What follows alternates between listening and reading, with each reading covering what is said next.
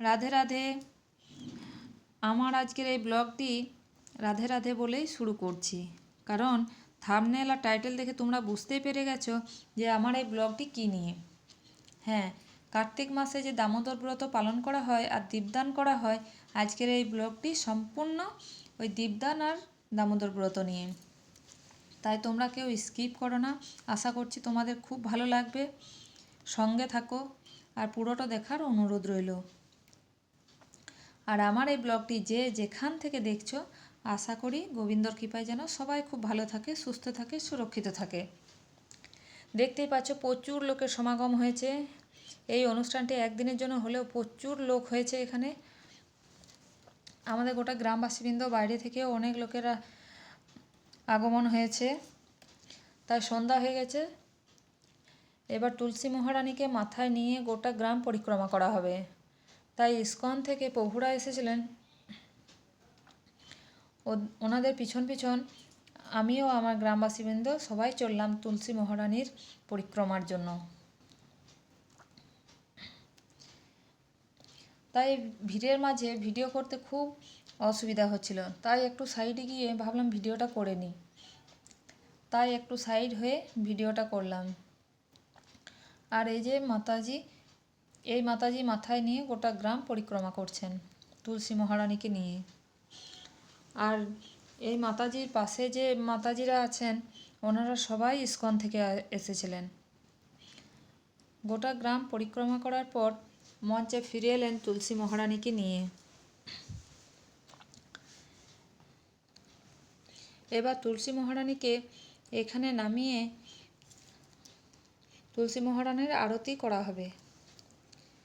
তুলসী মহারানীর আরতি আরম্ভ হয়ে গেল, তাই মাতাজিরা প্রণাম করছেন। খুব সুন্দর দেখতে লাগছিল তুলসী মহারানীর আরতি। আমি তো এই প্রথমবার দেখলাম, খুব সুন্দর। আশা করছি তোমাদেরও খুব ভালো লাগবে। তাই আরতি কমপ্লিট করার পর প্রভুরা সবাই পরিক্রমা করতে লাগলেন। তাই প্রভুদের সাথে আমার ছেলেও যোগ দিয়েছে।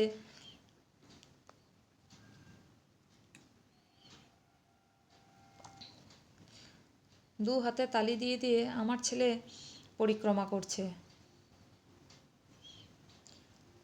একদিনের জন্য হলেও যে তুলসী মহারানীর ব্রত কথা বা দামোদর মাসে ব্রত কথা শোনার সুযোগ হয়েছে, তা নিজেকে ধন্য মনে হচ্ছে।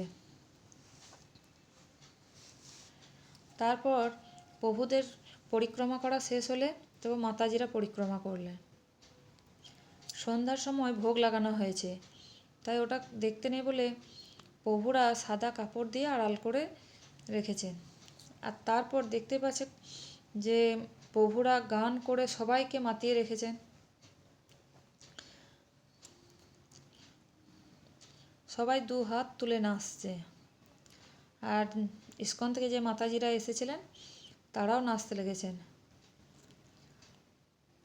তারপর এই যে আচার্য চলে এলেন, ইনি আমাদের দামোদর ব্রত শ্রবণ করালেন 1.5 ঘন্টা ধরে। কি করে ভগবান কৃষ্ণকে বেঁধে রেখেছিলেন মা যশোদা, তার পুরোটাই শ্রবণ করালেন।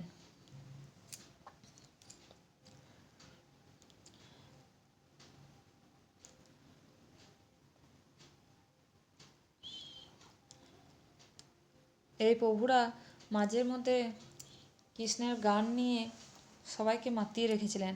আর ওই যে বড় গোপালটা দেখছেন, ওই গোপালটা এই যে আচার্য যখন এলেন কলে করে ওনাকে নিয়ে এসেছিলেন।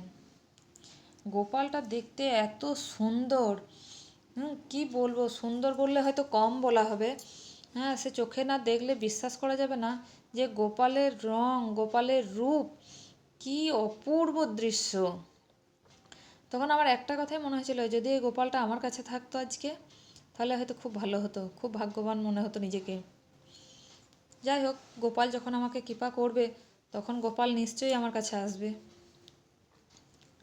এই যে মাতাজিরা গানে মত্ত হয়ে গেছে।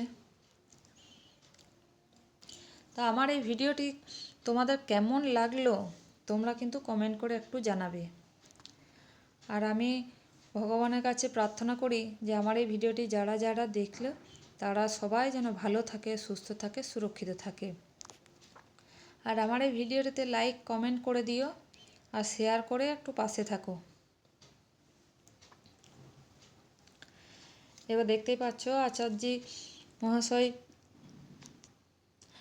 মহাশয় নাচতে লেগে গেছেন। সবাই মাতাজিরা নাচছে নিচে, আর মঞ্চের ওপরে আচার্য মহাশয় নাচছেন। আমার এই ব্লগটি এখানেই শেষ